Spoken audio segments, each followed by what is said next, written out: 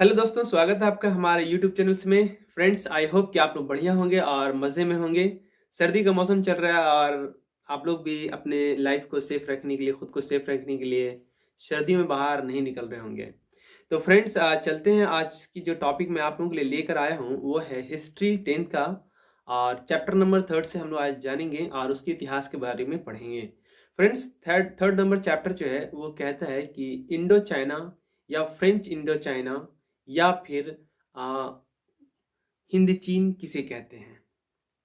तो ये बड़ा महत्वपूर्ण तथ्य है कि आखिर ऐसा क्या बात हुआ कि दक्षिण पूर्व एशिया में बसने वाले तीन बड़े देशों के बारे में, जो तीनों को मिलाकर फ्रेंच इंडो चाइना भी नाम दिया गया, उससे पहले उसको इंडो चाइना कहा गया या फिर हिंद चीन के नाम से मशहूर है। तो दोस्तों, आज के टॉपिक में हम इसी चीज़ों पे बात करेंगे और जानेंगे कि सबसे पहले कि वियतनाम, कंबोडिया और लाओस। तो बच्चों, आपको मैं लेकर चलता हूँ और मैं बताता हूँ कि तो बच्चों, इन क्षेत्रों को जो हिंद चीन जो है उसके अंदर तीन बड़े जो है वो देश आते थे। पहला था दोस्तों वियतनाम। वियतनाम की राजधानी अ, हनोई है और कंबोडिया की राजधानी जो है वो नॉमपेन है और लाओस की राजधानी जो है वो लुआंग प्रबांग है।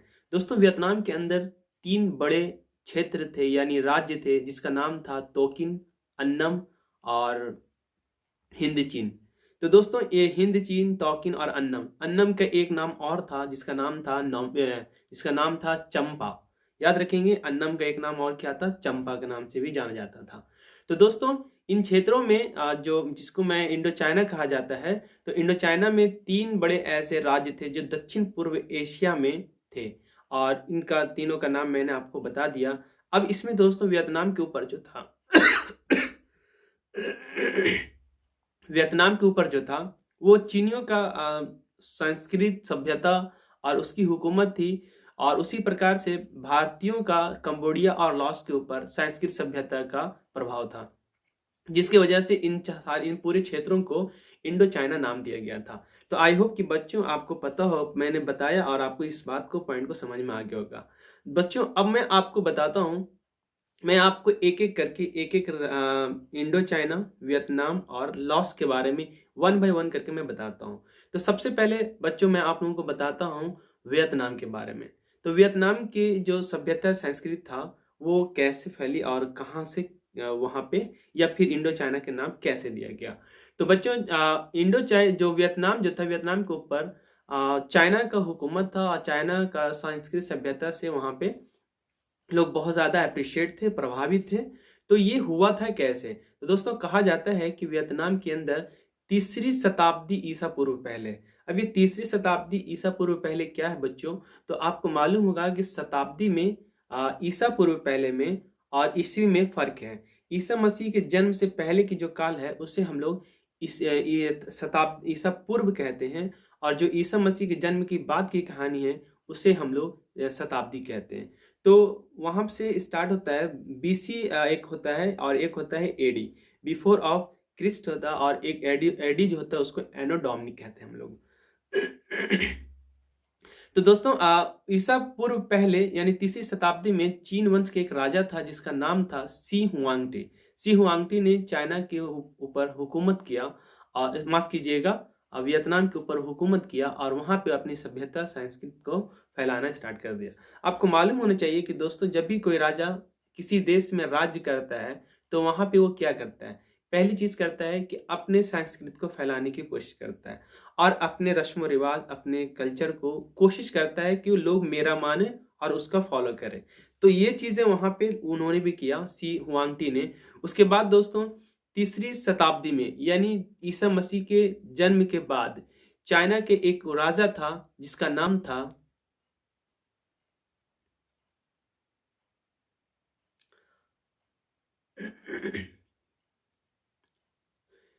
जिसका नाम था हान वंश। तो हान वंश ने दोस्तों तीसरी शताब्दी में भी वहां पे अपनी हुकूमत किया और वहां पे शासन किया।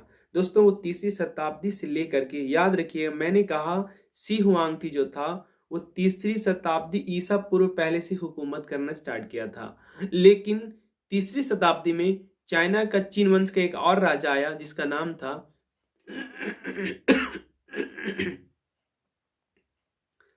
हान वंश। तो हान वंश ने दोस्तों तीसरी शताब्दी से लेकर के 9वीं शताब्दी तक वहां पे हुकूमत किया, यानी 600 साल तक के अगर मैं कहूं तो हान वंश का शासन वहां पे चलता रहा। अब जब हान वंश का शासन 600 साल तक चला, तो वहां पे दोस्तों बहुत चीजों में बदलाव देखने लगा। आप सोच सकते हैं, जब भी कहीं पे 600 साल तक कोई राजा दूसरे देश का राजा अगर किसी दूसरे देश पे हुकूमत करे, तो उसकी सिचुएशन कितनी हद तक के बदल सकती है। तो दोस्तों इनमें दो लोग थे जिसके संस्कृत सभ्यता का सबसे ज्यादा फॉलोवर जो है वियतनाम के लोगों में देखने को मिला, वियतनाम में लोगों ने माना। तो वो एक थे, नाम था उसका कन्फ्यूशियस। क्या नाम था फ्रेंड्स? कन्फ्यूशियस और ताओवाद। तो कन्फ्यूशियस क्या था दोस्तों? कन्फ्यूशियस को कहा जाता है चाइना का सबसे पहला टीचर या शिक्षक बोले हम तो दोस्तों ये कन्फ्यूशियस जो था वो सामाजिक, राजनीतिक और धार्मिक से कम थे, लेकिन दोस्तों इसके 3000 से ज्यादा शिष्य थे और इनके शिष्य में 75% बड़े बड़े विद्वान लोग शामिल थे। तो दोस्तों उनके नक्शे कदम पे ये चलते थे। और तावा जो था वो एक जीवन शैली था। जीवन शैली दोस्तों अगर हम कहें तो किसी के नक्शे कदम पे चलना, किसी को देख करके अपने अंदर किसी को फॉलो कर लेना, तो उससे हम लोग जीवन शैली कहते हैं। ठीक है। अब ये दोस्तों बात आती है कि इन लोगों का, इन्हीं दो लोगों का वियतनाम के लोगों के ऊपर सबसे ज्यादा प्रभाव पड़ा और धीरे धीरे वक्त के साथ इनके अंदर जो है वो संस्कृत सभ्यता का फैलाव होते चला गया। 10वीं शताब्दी में दोस्तों वियतनाम के कुछ लोग ऐसे थे, वहां के कुछ लोगों की वजह से वियतनामी चीनी सभ्यता कमजोर पड़ गई और फिर से चाइना के लोग क्या था, वो वियतनाम के अंदर अपनी सत्ता जमाने में नाकामयाब हो गए। लेकिन तो दोस्तों 15वीं शताब्दी में मिंग वंश यानी चीन का एक वंश था जिसका नाम था मिंग वंश। तो मिंग वंश के एक राजा था युंगली ने दोस्तों 15वीं शताब्दी में फिर से वियतनाम के ऊपर अपनी हुकूमत कर लिया। और इस तरह से दोस्तों वियतनाम के ऊपर कभी चाइना की हुकूमत होती थी तो कभी वियतनामियों का हुकूमत होता था। इसका खास रीजन ये था कि जब चाइना का जो हुकूमत था वो अगर कमजोर पड़ता तो वियतनाम के लोग फौरन उसके ऊपर अपना कब्जा कर लेता, और अगर जब चाइना के लोग अपने दबदबा अपनी ताकत का बल ज्यादा दिखाता तो वियतनाम के लोग अपनी हुकूमत में हार जाता और चाइना का वहां, तो इस तरीके से वहां पे चलता रहा। और फिर एक वक्त आया दोस्तों जो कि अब इतिहास के पन्नों में जिसके लिए हमें पढ़ने के लिए मिलता है, वह है फ्रांसीसियों की घटना। तो दोस्तों फ्रांसीसियों में अगर हम कहें कि यूरोपीय कंट्री से आने वाले जो लोग थे जो उपनिवेशिक का काम किया था, तो उपनिवेशिक का काम करने वाले सबसे पहले अगर दोस्तों थे तो वो थे पुर्तगाली लोग। पुर्तगाली लोग यूरोपीय कंट्री से आए थे और आपको मालूम होगा कि भारत की खोज करने के लिए सबसे पहले आए थे पुर्तगालियों में Vasco D gamma. Vasco D gamma 1498 में भारत की यात्रा पे आए थे। और उससे पहले अगर हम कहें कि यूरोपीय कंट्री के कोई लोग अगर भारत देश को खोजने के लिए निकला था तो वो था क्रिस्टोफर कोलंबस भारत की खोज में निकले थे, लेकिन अफसोस की बात यह है कि वो रास्ता भूल जाने की वजह से वो अमेरिका का खोज किया। लेकिन उसका एक सपना वो कहीं ना कहीं था कि मैं भारत जाऊं और भारत को खोज करूं, लेकिन वो तो नहीं पूरा हुआ। लेकिन हाँ, वास्को डी गामा भारत आए जो एक पुर्तगाली थे और उसके बाद उन्होंने भारत में आकर के व्यापार करना शुरू किया। इसी प्रकार से दोस्तों दक्षिण पूर्व एशिया में जिसे हम लोग इंडो चाइना कहते हैं, वहां पे भी पुर्तगालियों ने अपनी व्यापार के लिए पहुंचे और कहा जाता है कि मलक्का को 1510 ईस्वी में केंद्र बना करके वहां से व्यापार करना शुरू कर दिया वियतनाम से। अब धीरे धीरे वियतनाम के अंदर इन लोगों ने अपने व्यापार करना स्टार्ट किया, तो 16वीं से 17वीं शताब्दी तक कई सारे यूरोपीय कंट्री के लोग वहां पे पहुंच गए, जैसे में दोस्तों स्पेनिश, डच, फ्रेंच और ब्रिटिश। तो दोस्तों सबसे लास्ट में फ्रेंच आया था, ब्रिटिश के बाद आया था फ्रेंच। अब फ्रेंच ने अपनी वहां पे हुकूमत करना स्टार्ट कर दिया, तो माफ कीजिए, हुकूमत ने अपनी व्यापार करना स्टार्ट कर दिया। लेकिन दोस्तों सबने आया स्पेनिश, डच, अंग्रेज यानी ब्रिटिश और फ्रेंच। इन चारों में से दोस्तों अगर एक था पुर्तगाली। इन पांचों में से दोस्तों किसी ने वहां पे अपने उपनिवेश बसाने के बारे में नहीं सोचा होगा। लेकिन देखा जाता है कि फ्रांसीसियों की अगर बात करें तो फ्रांसीसियों ने अपनी हुकूमत और अपनी औपनिवेशिक स्थान बसाने की इन्होंने ही सबसे पहले कोशिश की। अब बात आता है दोस्तों कि ऐसा क्या बात था कि फ्रांसीसी लोग वियतनाम को या फिर इंडो चाइना को ही अपने उपनिवेशिक बनाने की कोशिश किया? क्या उसके लिए हिंदुस्तान नहीं था? या हिंदुस्तान में आए तो पहले फ्रेंच यहाँ पे भी उनकी हुकूमत था, तो फिर इन्होंने वहाँ पे क्यों किया? ऐसा क्या रीज़न रहा?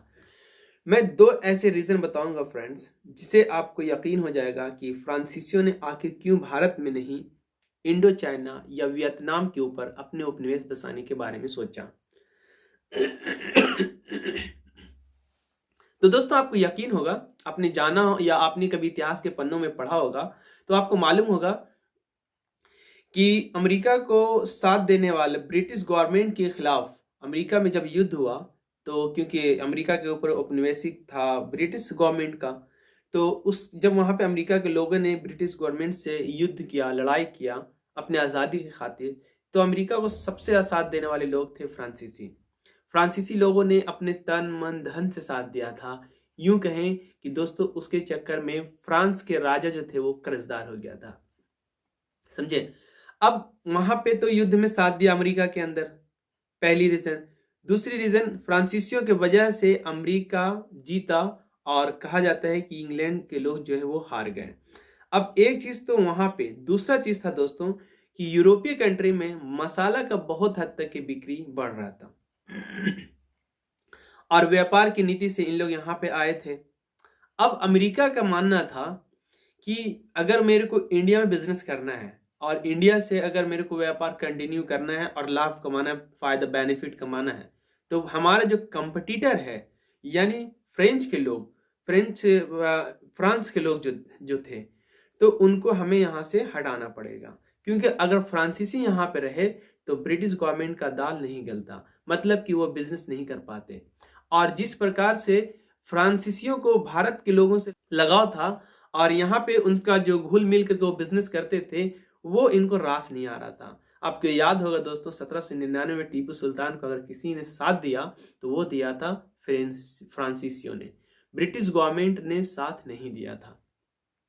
खैर, ब्रिटिश के लोग चाहते थे कि अगर अपनी हुकूमत करना है तो फ्रांसीसियों को हराना होगा, पहली बात। दूसरी बात कि यही एक मौका था ब्रिटिश गवर्नमेंट के पास, ब्रिटिश सरकार के, ब्रिटिश के लोगों के पास कि फ्रांसीसियों को यहाँ से उखाड़ दें और अपने जो अपमान जो उन्होंने किया था, जो अमेरिका को साथ दे करके, उसका बदला यहाँ पे लिया जाए। अब यहाँ पे लड़ाई झगड़े बहुत हद तक के हो रहे थे, तो फ्रांसीसियों को दोस्तों उन्होंने देखा कि ये इंडिया मेरे लिए सेफ नहीं है, यहाँ पे हम कितना लड़ते रहेंगे, इसलिए उन्होंने दोस्तों अपना एक उपनिवेश बसाने का निर्णय लिया था। और ये निर्णय उनका बहुत अच्छा साबित हुआ, क्योंकि इंडिया में रहता तो हमेशा लड़ाई झगड़ा चलता रहता और कंपटीटर था, लेकिन दोस्तों वियतनाम को उन्होंने जब वहां पे किया तो वो अकेला बंदा था, अकेला ही औपनिवेशिक थे। तो इस प्रकार से दोस्तों उन्होंने वियतनाम औपनिवेशिक बनाने का सोचा। अब जानते हैं दोस्तों कि औपनिवेशिक बनाने के लिए उन लोगों ने कैसे स्टार्ट किया। तो दोस्तों फ्रांसीसियों ने सबसे पहले 1786 में, यानी दोस्तों 1786 से उन लोगों ने अपने औपनिवेशिक बनाने का जो काम था वो शुरू किया और 1887 में यानी ठीक 100 साल के बाद दोस्तों उन लोगों ने अपनी हुकूमत को जमा लिया और पूर्ण रूप से फ्रेंच इंडो चाइना की स्थापना कर दी। 1786 की बात अगर मैं करूं दोस्तों, तो 1786 में उन्होंने बहुत सारे पादरियों और वहाँ के जो फ्रांस के जो लोग थे वो वहाँ पे बसना स्टार्ट कर दिया। और बसने के बाद वहाँ पे वियतनाम के अंदर दोस्तों इन लोगों ने अपने धर्म का प्रचार करना स्टार्ट कर दिया। जब धर्म का प्रचार प्रसार करने लगा तो वियतनामियों को ये बात रास नहीं आई और उन लोगों ने वहाँ के लोगों के खिलाफ युद्ध छेड़ दिया और आवाजें छेड़ दी। जब नेपोलियन थर्ड को ये बात पता चला तो उन्होंने सैनिकों का एक रेजिमेंट वियतनाम में भेजा और उसके बाद दोस्तों उनको वियतनामियों से उनका मुकाबला करना पड़ा। एक वक्त आया कि वियतनामी लोग हार गए और एक संधि हुई 1862 में। जब 1862 में जो संधि हुई, उस संधि में दोस्तों कहा गया, फ्रांसीसी जो है नेपोलियन थर्ड के थ्रू एक मैसेज दिया गया कि अगर तुम लोग भला चाहते हो तो हमें इस संधि में 3 बंदरगाह को दिया जाए। तो दोस्तों इस संधि के द्वारा 3 बड़े बंदरगाह जो थे वियतनामियों को खोल दिया गया था, यानी दे दिया गया था बिजनेस व्यापार करने के लिए। अब इसकी हुकूमत दोस्तों यहाँ से धीरे धीरे स्टार्ट हुआ। आगे चल के कहते हैं दोस्तों कि 1863 में कंबोडिया के ऊपर भी इन लोगों ने अधिकार कर लिया और 1867 में दोस्तों कहा जाता है कोचिन चीन में भी इन लोगों ने अपनी धीरे धीरे औपनिवेशिक जो थे वो बसाना स्टार्ट कर दिया। वक्त आया, धीरे धीरे बदलता चला गया और 1887 में दोस्तों पूर्ण रूप से कोचिन चीन और अन्नम, तोकिन, इन सब चीज़ों पे कंबोडिया और बाद में लाओस को मिला करके दोस्तों 1887 में फ्रेंच इंडो चाइना की स्थापना कर दिया गया। तो बच्चों आप लोग याद रखिएगा, ऑब्जेक्टिव में पूछा जाता है कि फ्रेंच इंडो चाइना की स्थापना कब किया गया था, तो 1887 में, याद रखिएगा। ठीक है, अब जानते हैं दोस्तों कि इन लोगों ने अपनी हुकूमत तो वहां पे कर ली, जड़ें जमा लिया, तो इन लोगों ने अपने व्यापार को ज्यादा बढ़ावा देने के लिए, ज्यादा कमाने के लिए उनको किसने सजेस्ट किया और क्या कहा। अब बात आती है दोस्तों कि एक पॉल बर्नार्ड नाम करके एक व्यक्ति था, एक फ्रांसीसी था। उन्होंने कहा कि अगर आप चाहते हैं कि फ्रांस से ज्यादा इनकम करें, ज्यादा पैसा कमाएं, ज्यादा लाभ करें, तो उसके लिए आपको फ्रांस की जनता पे और वहां की अर्थव्यवस्था पे आपको ध्यान देना पड़ेगा। क्योंकि दोस्तों वियतनाम एक ऐसा जगह था, या फिर कहें वियतनाम, कंबोडिया, लाओस एक ऐसा जगह था जहां पे कृषि के मामले में बहुत ज्यादा चावल और रबड़ की खेती हद तक के वहां पे बहुत होता था। और इसके साथ साथ दोस्तों वहां पे खनिज में भी टीन, जस्ता, टंगस्टन और एक था क्रोमियम, इस तरह के वहां पे जो है कोयला, ये सारी चीजें वहां पे उपलब्ध थे, वहां पे पड़े हुए थे। तो कहा कहा पॉल बर्नार्ड ने कहा कि यदि आप चाहते हैं कि मैं ज्यादा ज्यादा प्रॉफिट कमाऊं, तो आप यहाँ की जनता के बारे में सोचना पड़ेगा। और उन अगर वो अच्छे पैसा कमाएंगे और अगर उसके पास पैसा होगा तो आपकी जो मार्केटिंग जो है वो बढ़ जाएगा, और लोग वहां पे अगर आप उसको फैसिलिटी देंगे, आप उसको खुश रखेंगे, तभी आप भी खुश रह पाएंगे। ये पॉल बर्नार्ड ने मैसेज दिया था फ्रांस के राजा को, यानी माफ कीजिएगा वहां के सरकार को। तब दोस्तों वहां के फ्रांसीसी सरकार ने क्या किया कि उन्होंने जो कृषि करने के लिए जो नियम वगैरह जो थे उनको हटाने की कोशिश किया और अपने कानून वगैरह वहां पे लाने की कोशिश किया। उससे पहले दोस्तों अगर हम कहें एक तरफा अनुबंध था। अब दोस्तों बच्चों ये क्वेश्चन बनता है कि एक तरफा अनुबंध व्यवस्था क्या था। एक तरफा अनुबंध व्यवस्था जो था दोस्तों, इसमें मजदूरों को किसी समय के लिए एक लिखित प्रमाणित होता था। इस प्रमाणित में पहले ही कह दिया जाता था कि आपको मैं कितना पैसा दूंगा, कितने दिनों तक और क्या काम लूंगा। इसके अलावा दोस्तों अगर जब एक बार ये बॉन्ड तैयार हो जाता था, ये एग्रीमेंट बन जाता था, तो इस एग्रीमेंट के तहत आप फिर किसी दूसरी जगह काम नहीं कर सकते हैं और न ही आप उस कंपनी को छोड़ के कहीं दूसरी जगह जा सकते हैं। तो ये एक तरफा अनुबंध था। एक तरफा अनुबंध में आप लोग याद रखिएगा कि इस इकरारनामे में दोस्तों मजदूरों को कोई अधिकार नहीं दिया गया था, सब अधिकार मालिकों के पास था। अगर मजदूर लोग काम नहीं करे समय पे तो उसे दंड देने का भी अधिकार था। तो ये जो था एक कहीं न कहीं लोगों का मैं यूं कहूं तो शोषण किया जाता था। क्या किया जाता था? शोषण। कहीं न कहीं वियतनाम की जनता को, मजदूरों को शोषण किया जाता था। अब शोषण कैसे दोस्तों? तो लिखा हो कुछ और, बहुत सारे लोग पढ़े नहीं होते थे, तो कहीं न कहीं उसके साथ गलत किया जाता था।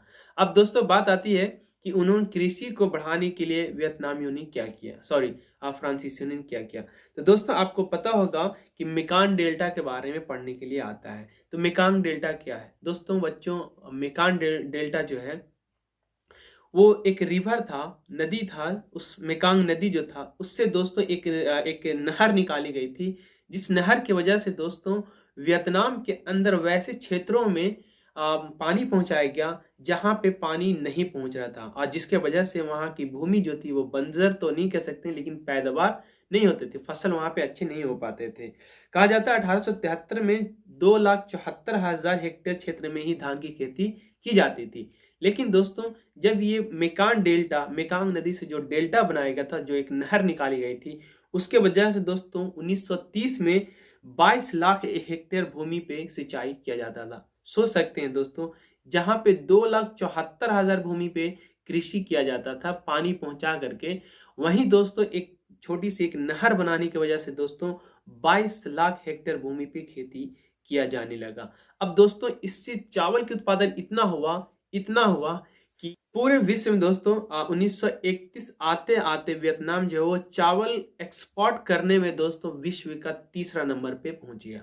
अब आप सोच सकते हैं कि जो जिस देश में एक छोटी सी नहर बनाने की वजह से इतना अच्छा बेनिफिट हुआ, यानी वहाँ की भूमि में चावल की पैदावार जो थी वो बहुत अच्छा था। रबड़ की भी बहुत अच्छी खेती वहाँ पे होती थी। अब दोस्तों इस तरह से कहानियाँ चलती रहीं, लेकिन एक वक़्त आया, अब फ्रांसीसियों के पास एक प्रॉब्लम और खड़ा हो गया कि हुकूमत तो मेरा है, और अगर मैं चाहूँ तो वियतनामियों के बच्चों को, वियतनाम के लोगों को, जो मूल निवासी वहाँ के लोगों को शिक्षा का, यानी औपनिवेशिक शिक्षा का क्या समस्या वहाँ पे खड़ा हो गया। दोस्तों फ्रेंड्स, अब फ्रांसीसियों के सामने 3 बड़े प्रॉब्लम खड़े हो गए। पहला प्रॉब्लम था कि अगर वियतनामियों को शिक्षा दिया जाए, तो कितना दिया जाए? और अगर वियतनामियों को शिक्षा दिया जाए, तो कहाँ तक दिया जाए और किस भाषा में दिया जाए? और सबसे बड़ी प्रॉब्लम वियतनामियों का डर ये इस बात का था कि अगर हम वियतनामियों को पढ़ाएँगे, वियतनामी के बच्चों को हम एजुकेटेड बनाएँगे, तो कहीं ऐसा तो नहीं होगा कि आने वाले दिन में मेरी सत्ता पलट जाए। क्योंकि वो जागरूक हो जाएँगे, उनको पता चल जाएगा कि क्या सच्चाई है, क्या हकीकत है, और हमें मैं यहाँ के निवासी होकर के भी एक गुलाम की ज़िंदगी गुज़ार रहा हूँ। तो वो कहीं न कहीं वियतनामियों को डर था कि अगर इन बच्चों को, यहाँ के लोगों को मैं ज़्यादा पढ़ा दूँ, तो कहीं वो मेरे खिलाफ खड़े ना हो जाए और मेरा गुलामी करने से वो लोग इनकार ना कर दें। तो ये बहुत बड़ा समस्या था फ्रांसीसियों के सामने। लेकिन दोस्तों, अब फिर भी उनको पढ़ाना था। फ्रांसीसियों के सामने ये भी प्रॉब्लम था कि अगर वहाँ के बच्चों को पढ़ाया नहीं गया, वहाँ के लोगों को शिक्षा नहीं दिया गया, तो वो फ्रांसीसियों का काम कैसे करेंगे वहाँ के लोग? क्योंकि दोस्तों वहाँ कल कारखाने थे, मज़दूर थे, वहाँ का भाषा था, तो कहीं न कहीं इनको पढ़ाना भी इम्पोर्टेंट था। आप समझ रहे हैं ना मैं क्या कह रहा हूँ? फ्रांसीसियों को, वियतनाम के बच्चों को, वियतनामियों को पढ़ाना भी ज़रूरी था, और इनके दिल में एक डर भी था कि अगर मैं ज़्यादा पढ़ा दूँ, तो कहीं ऐसा तो नहीं कि ये मेरे खिलाफ ही खड़े हो जाएँगे। तो दोस्तों अब बंदा मरता है तो क्या नहीं करता है, तो इन्होंने क्या किया, शिक्षा को वहां पे पढ़ाने की कोशिश किया। दूसरी पॉइंट मैंने जैसा कि बताया, किस भाषा में पढ़ाया जाए। अब भाषा की बात आती है तो फ्रांसीसियों का दिमाग बहुत चलने लगा। उनको लगा कि यार, अगर यहाँ की भाषा में अगर मैं इसको पढ़ाऊंगा, तो मुझे इनके भाषा को सीखना पड़ेगा, और फिर इसके हर एक सांस्कृतिक सभ्यता को मुझे जानना पड़ेगा। तो मैं ऐसा क्यों ना करूं कि अपने भाषा को इनको सिखा दूं, और अपने भाषा में जब इन लोगों को मैं पढ़ाऊंगा, तो वे लोग क्या होंगे, मेरे सभ्यता, मेरे संस्कृति को फॉलो करेंगे, मतलब मानने वाले बन जाएंगे। ऐसा इनका दिमाग हुआ, और इन्होंने ऐसा किया भी। तो निचली कक्षाओं में दोस्तों, जो भाषा सिखाने की बात कही गई, तो वो निचली कक्षा जो था, वो वहाँ का जो मूल भाषा था, यानी चीनी सभ्यता से रिलेटेड, या जो जो भाषा वहाँ पे चलता था, निचली कक्षाओं में वियतनाम की भाषा और चीनी जो भाषा था, उनमें शिक्षा देने का बात कही गई। और उच्च लेवल का जो एजुकेशन था, हाई लेवल जो एजुकेशन था, उसमें दोस्तों फ्रांसीसी भाषा के माध्यम से शिक्षा देने की बात कही गई। अब बात आती है दोस्तों कि जो हाई लेवल का एजुकेशन था, उसमें बच्चे लोग बहुत सारे, एक तो पैसे लगते थे पढ़ने के, वहाँ पे हाई फी लेते थे वो फ्रांसीसी लोग। स्कूल सब प्राइवेट खोला गया था वहाँ पे। तो उसमें प्रॉब्लम ये था कि बहुत सारे लोग पढ़ने जाते भी थे, उनके भाषा को सीखने जाते भी थे, या कहीं न कहीं उसके बड़े कॉलेज में पढ़ने जाते थे। तो फ्रांसीसियों ने एक चाल खेला, एक रणनीति बनाया उन लोगों ने कि सारे बच्चे पढ़ तो रहे थे, लेकिन उनमें कम ही ऐसे बच्चे थे जिसको पास किया जाता था। यानी कहा जाता है कि 1925 में दोस्तों मात्र 1.7 करोड़ में से जो बच्चे थे, वो 400 बच्चे जो थे मात्र वहाँ पे पास किए थे। तो इसका खास रीज़न ये था कि बच्चे ऐसा नहीं थे, पढ़ने में तेज़ नहीं थे, पढ़ने में पढ़े क्वालिफ़ाइड होने के लायक नहीं था। लेकिन एक फ्रांसीसियों की एक रणनीति थी, एक चाल था कि बच्चों को ना हम पास करेंगे और ना वो आगे बढ़ेगा। तो ऐसा उनका मानना था। इसलिए दोस्तों फ्रांसीसी के बच्चे जो थे, वो माफ़ कीजिएगा, वियतनामियों के जो बच्चे जो थे, वो फ्रांसीसी स्कूलों में पढ़ तो लेते थे, लेकिन कहीं न कहीं वो डिग्री प्राप्त नहीं कर पाते थे, जिसकी वजह से उसको आगे किसी काम के लिए जो है उसको चुना नहीं जाता था। तो ये सारे प्रॉब्लम्स वहाँ पे देखने को मिलते थे। धीरे-धीरे वक़्त बदलता चला गया, और फ्रांस से जो है, फ्रांसीसियों की हुकूमत से दोस्तों वियतनाम के जो लोग थे 1945 में आज़ाद हो गया। अब बात आती है दोस्तों कि मैं इसको शॉर्ट इसलिए कर रहा हूँ कि यहाँ पे हमें आगे पढ़ना है गृह युद्ध के बारे में। अब बात आती है दोस्तों कि बच्चों को एक सवाल बनता है, टॉकिन फ्री स्कूल क्या था? तो दोस्तों 1907 में वियतनामी एक स्कूल खोला गया था जो कि बच्चों को पढ़ाने के लिए। इसमें दोस्तों विज्ञान, स्वच्छता और फ्रांसीसी भाषा का ज्ञान बच्चों को दिया जाता था। ये स्कूल खास के इसलिए खोला गया था कि जो पश्चिमी शिक्षा था, पश्चिमी शिक्षा बोले तो फ्रांस की जो शिक्षा था वो शिक्षा यहाँ के लोगों को देने के लिए। अब इनको देने के लिए, शिक्षा के लिए वहाँ पे लोगों को स्कूल खोला गया था और उसके लिए दोस्तों ये लोग क्या करते थे, फी जो है वो लेते थे। लेकिन एक बात ये भी था दोस्तों कि इन लोगों ने, फ्रांसीसियों ने क्या किया, इतिहास के पन्नों को, हकीकत को उन लोगों ने दबा दिया और जो किताब इन लोगों ने पढ़ाया, जो किताब में कहानी बताया गया, उसमें फ्रांसीसियों को बढ़ावा दिया गया और वियतनामियों की सभ्यता को, कल्चर को दोस्तों गिराया गया। तो ये जो चीजें जो वहां पे बच्चों को दिखाया जा रहा था, वहां बच्चों को पढ़ाया जा रहा था, तो टीचर ने वहां की क्या किया दोस्तों कि टीचर ने बच्चों को वो सब पढ़ाना स्टार्ट कर दिया जो पहले की चीजें होती थी। अच्छा, ये चीजें बच्चों को कहाँ पे पढ़ाया जाने लगा, तो जो नीचे लेवल का जो स्कूल था, यानी 10th से नीचे की जो पढ़ाई होती थी वहां पे, उन बच्चों को वहाँ के जो टीचर हुआ करते थे, जो फ्रांस के टीचर होते, वियतनाम के जो टीचर हुआ करते थे, उन लोगों ने बच्चों को बताया कि हमारे जो इतिहास के बारे में जो इन लोग बताते हैं, जो इनकी किताबों में पढ़ने के लिए मिलते हैं, ये सब गलत है। हमारे इतिहास को इन लोगों ने दबा दिया और कहा जाता है कि फ्रांसीसियों ने अपने बुक में छापा, अपने बुक में लिखा कि वियतनामियों को जब से हम लोग हुकूमत किए हैं, जब से हम लोग यहाँ पर राज कर रहे हैं, तब से वियतनामी लोग खुश हैं और संतुष्ट हैं। वरना इससे पहले डाकुओं और चीनी लोगों ने इन लोगों को, आप लोगों को लूटने का और पता नहीं उसके नेगेटिव पॉइंट्स को एक्सप्लेन करने की कोशिश किया। लेकिन जो वियतनाम के जो टीचर थे, जो नीचे बच्चों का था, उन लोगों ने किताब को एक साइड रख दिया और अपने इतिहास को बताने का काम शुरू कर दिया। अब ये दोस्तों जब बात बताए जाने लगा तो वियतनाम के जो स्टूडेंट लोग थे, स्टूडेंट जो था, उन्होंने दोस्तों फ्रांसीसी सरकार के खिलाफ जो थे, वहाँ के स्टूडेंट लोग जो थे वो खड़े हो गए। और ये चीज जो फूटा दोस्तों, ये जो आज़ादी कहते हैं कि वियतनाम की आज़ादी का जो स्टार्ट ही हुआ, जो लोगों के अंदर जो आज़ादी का नशा या अपने देश की खातिर जो राष्ट्रवादी की भावना जो जागा दोस्तों, वो स्टार्ट हुआ नेटिव गर्ल्स स्कूल से। पूरा 1926 में साइगोन के नेटिव गर्ल्स स्कूल में ये चीजें वहां से फूटा, आवाज उठना वहां से शुरू हो गया। स्टूडेंट ने दोस्तों स्ट्राइक वगैरह करना किया और कहीं ना कहीं फ्रांसीसियों को उसके शिक्षा को बाइकआउट करने का काम किया। बच्चों, स्कॉलर्स रिवोल्ट क्या था? ये क्वेश्चन एनसीईआरटी में पूछा गया और बहुत सारे कॉम्पिटिटिव में भी ये सवाल पूछते हैं।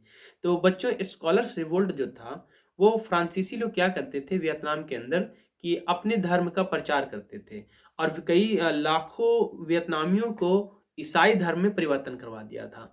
अब जब ईसाई धर्म में वियतनामियों को परिवर्तन करा दिया गया था, तो वियतनाम के जो लोग थे, जो वहाँ के धार्मिक लोग थे, उनको ये बात जो है वो पसंद नहीं आया। तो उन लोगों ने क्या किया दोस्तों, इसके खिलाफ यानी ईसाइयों के खिलाफ क्या किया, आवाजें उठा दी और आवाजें छेड़ दी। जिस जगह से ये आवाज उठाया गया था, उस जगह का नाम था नुगुआन हाथियन प्रांत। नुगुआन और हाथियन प्रांत था, ये वियतनाम के अंदर ही पड़ता है। यहाँ पे दोस्तों बड़े बड़े विद्वानों ने भाग लिया और ईसाई धर्म से छुटकारा पाने के लिए, ईसाई धर्म के प्रचार प्रसार को रोकने के लिए इन लोगों ने दोस्तों युद्ध, कहते हैं कि एक गृह युद्ध है, आपस में एक युद्ध हो गया और इस युद्ध में दोस्तों हजारों ईसाइयों को मौत के घाट उतार दिया गया।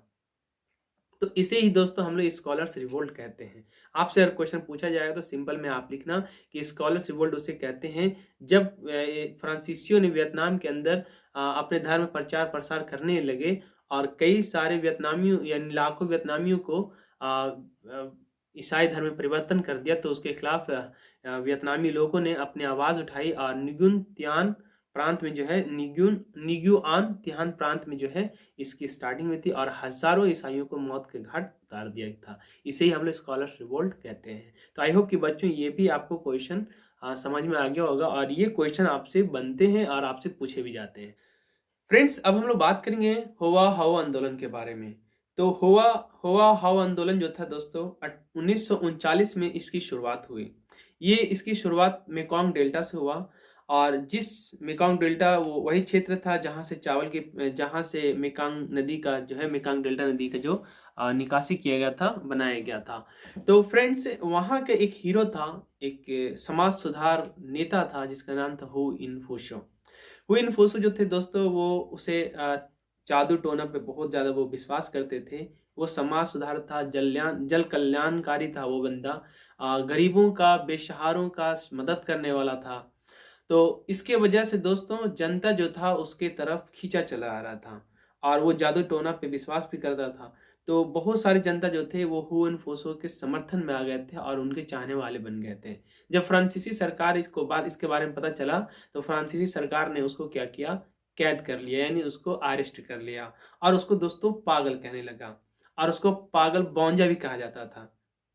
सरकार ने उसको पागल बौंजा भी कहा। सरकार ने कहा कि ये जो व्यक्ति है वो पागल है, और इसको पागल की वजह से इसको कैद करके रखा जाएगा। जिस डॉक्टर को उन्होंने जांच करने के लिए भेजा, जिस डॉक्टर को उसके देख रेख के लिए रखा गया था, 1941 में दोस्तों वही फ्रांसीसी डॉक्टर वो जो थे हुइन फूसो का जो थे वो समर्थक बन गया था। कहे जाए तो उनके चाहने वाले बन गए थे, उनके शिष्य बन गए थे। उनसे उन्होंने कहा कि ये पागल नहीं है। फिर क्या दोस्तों, उनको यहाँ से ट्रांसफर करके लॉस भेज दिया गया, और उनके कई सारे दोस्तों को शिविर में डाल दिया गया। वक्त के साथ दोस्तों इस आंदोलन को दबा दिया गया। हुइन फूसो ने इस आंदोलन के माध्यम से दोस्तों शराबखोरी और बालिका वधू, और एक आता है फिजूल खर्ची, इन सारी चीज़ों पे पाबंदी लगा दी थी और रोक लगा दिया था। अच्छा, ये आंदोलन जो थे हुन फूसो इसलिए कर रहा था क्योंकि वो वहाँ की सरकार जो थी, जो फ्रांसीसी सरकार थे, उसको हटाना चाहता था। कहीं न कहीं उसके खिलाफ लोगों को समझाता था, बुझाता था, और अपने कल्चर सभ्यता को लोगों को बताता था, जो कि फ्रांसीसियों को ये बात रास नहीं आई थी। तो यही था हुआ हुआ आंदोलन। आई होप कि बच्चों आपको ये बात समझ में आ रहा होगा, और अगर ये बातें आपको समझ में नहीं आ रही है तो बच्चों प्लीज़ हमारे वीडियो को रिकॉल कर करके, यानी रिवर्स कर करके मेरे वीडियो को वॉच करें। आई होप कि आपको ये सारी चीज़ें फिर से समझ में आ जाएगा, और आप क्या करेंगे कि नोट्स लेकर बैठे, नोट बना लें, ताकि आपके चीज़ें कहीं ना कहीं क्लियर होते चला जाए। तो दोस्तों अब हम जानेंगे वियतनाम की स्वतंत्रता दिलाने में एक महान पुरुष का हाथ था, जिसका नाम था दोस्तों हो ची मिन्ह। वैसे तो हो ची मिन्ह ने अपना नाम खुद बदल लेकर हो ची मिन्ह नाम रखे थे, लेकिन दोस्तों उससे पहले उनका नाम जो था वो था न्युगेन सिंह कुंग। क्या नाम था उनका? न्युगेन सिंह कुंग था उसका पूरा नाम। और इनका जन्म जो हुआ था 19 मई 1890 को मध्य वियतनाम के एक गांव में हुआ था, जो कि एक गरीब परिवार से बिलोंग करते थे। उन्होंने पेरिस और मॉस्को में अपनी शिक्षा ग्रहण किया, और शिक्षा ग्रहण करने के बाद दोस्तों वो शिक्षा के रूप में कुछ दिन बिताए। कहा जाता है कि उन्होंने शिक्षा के बाद दोस्तों पार्टी ज्वाइन कर लिया, और पार्टी ज्वाइन करने के बाद जो कमिंटन की जो बैठक हुई थी, वही थर्ड इंटरनेशनल का जो मीटिंग जो हुआ था, जिसको लेनिन ने किया था, उसमें दोस्तों इन्होंने भी भाग लिया था। और ये दोस्तों जो थे वो मार्क्सवादी थे, है ना। ये क्या थे? साम्यवादी के समर्थक थे। उसके बाद से दोस्तों इन्होंने अपनी एक पार्टी बनाई, जिस पार्टी का नाम था वियतनामी कम्युनिस्ट पार्टी। 1930 में इन्होंने एक पार्टी बनाया जिसका नाम था वियतनामी कम्युनिस्ट पार्टी। आगे चल के दोस्तों इस पार्टी का नाम इंडो चाइना कम्युनिस्ट पार्टी भी रखा गया।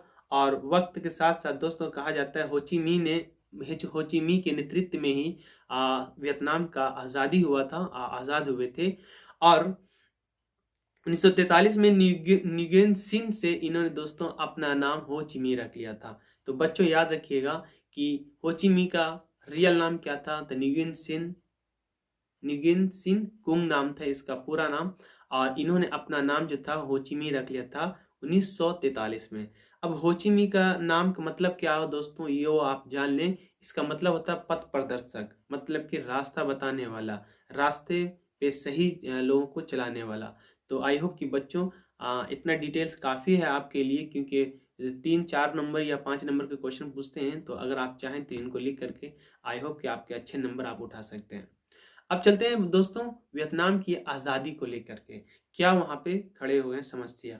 कहा जाता है कि दोस्तों 1945 में वियतनाम जो है वो आज़ाद हो गया। वियतनाम आज़ाद तो हो गया, लेकिन दोस्तों अभी भी गम के बादल छटे नहीं थे। अभी वियतनाम को बर्बाद होना बाकी था। वक्त गुजर रहा था, धीरे धीरे कहा जाता है कि जब वहाँ पे सरकारें बन गई। एक चीज़ और है कि वियतनाम जब आज़ाद हुआ दोस्तों, तो वहाँ पे वियतनाम को दो भागों में बंट गया, यानी एक बना दक्षिणी वियतनाम और एक बना उत्तरी वियतनाम।